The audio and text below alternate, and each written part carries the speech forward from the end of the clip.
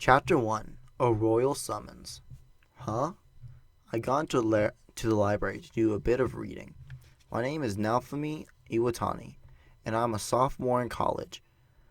I'm also aware that I am more of a nerd than the rest of my classmates.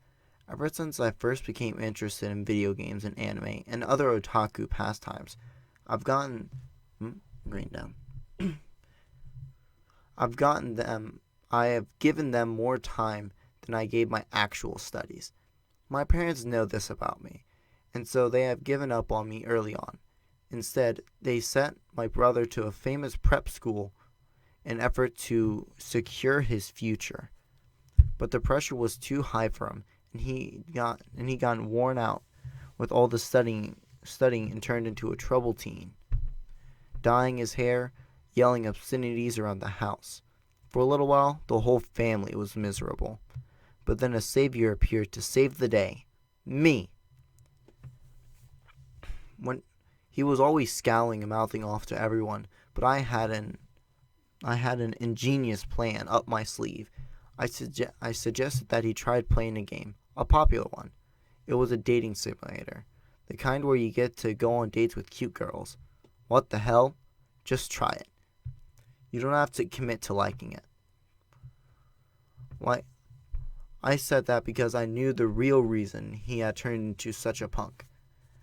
When we were growing up, our parents had always given me whatever I asked for, but he never received the same treatment. He wanted the freedom that I've always had. I'm a specialist when it comes to having fun, though. So he was interested in the game I suggested, if only because he knew I was an authority on fun. He told me this himself later down the line. I'll just skip right to the end. There's one more otaku in the world now. If you walked into his room now, you'd see posters and figurines from the very same game I introduced him to.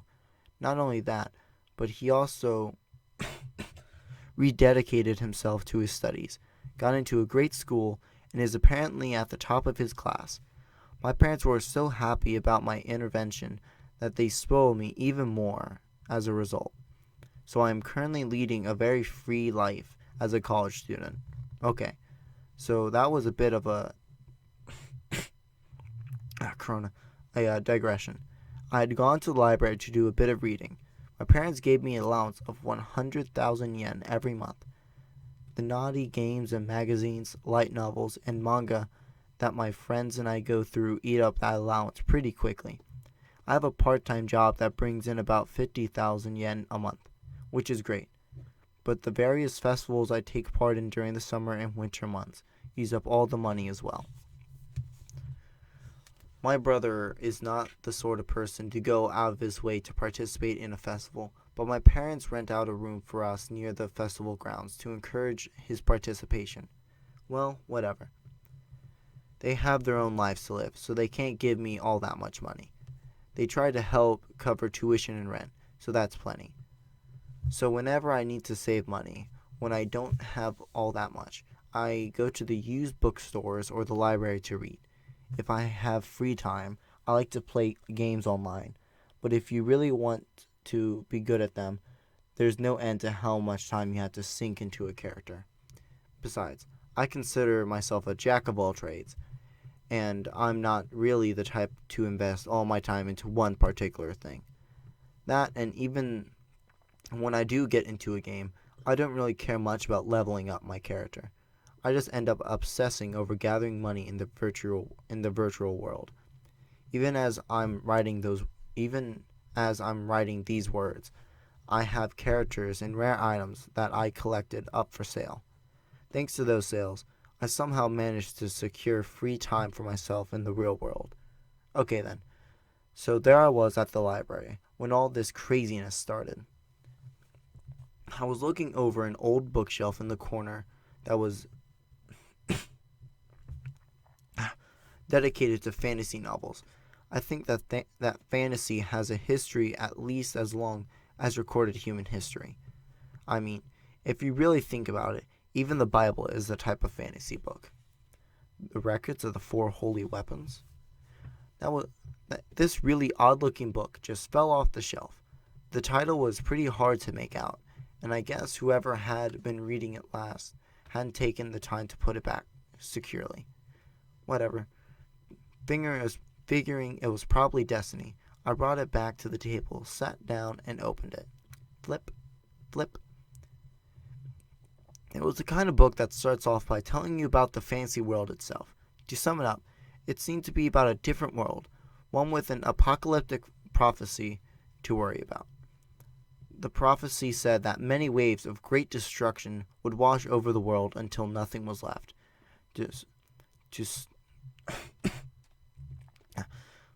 excuse me. To stave off disaster and to escape destruction, the people would call for heroes from another world to come and save them, or something like that anyways. The idea seems pretty cliche now, but something about the book being that old felt, ironically, fresh. So the 4 heroes each possessed a weapon: sword, spear, bow, and shield. I started to wince at the concept. I mean, when you think about it, a shield isn't even a weapon at all. Anyways, I started to skim ahead. The 4 of them went on a journey to train, gather strength, protect themselves, and stop the prophesied destruction of the world. My head jerked. I nearly fell asleep in my seat. It was all too much. I was yawning, and the book was so old-fashioned. I mean, there was no cute heroines at all. The only girl there was the princess, and she was horrible because she was manipulative and obsessed with the heroes. She kept casting flirtatious glances at all of them, pitting them against each other. I wish she would just pick one of them to focus on. The sword hero was attractive and powerful. The spear hero valued and protected his friends, and the bow hero would never tolerate injustice. All the heroes were good people with great personalities. There weren't many stories like that these days. You know, the kind where all the characters share the protagonist's spotlight. What's this? The story was shifting to talk about the shield hero. Huh? I turned the page and let out an involuntary yelp. All the pages after the introduction of the shield hero were blank. I kept flipping, kept looking them over, but they were all blank white pages. There was nothing else in the book. What the heck? I was thinking over how strange it all was when I started to feel dizzy. Huh? When I heard my own bewildered whispers and felt my consciousness slipping away, I never dreamed that I was transported to another world.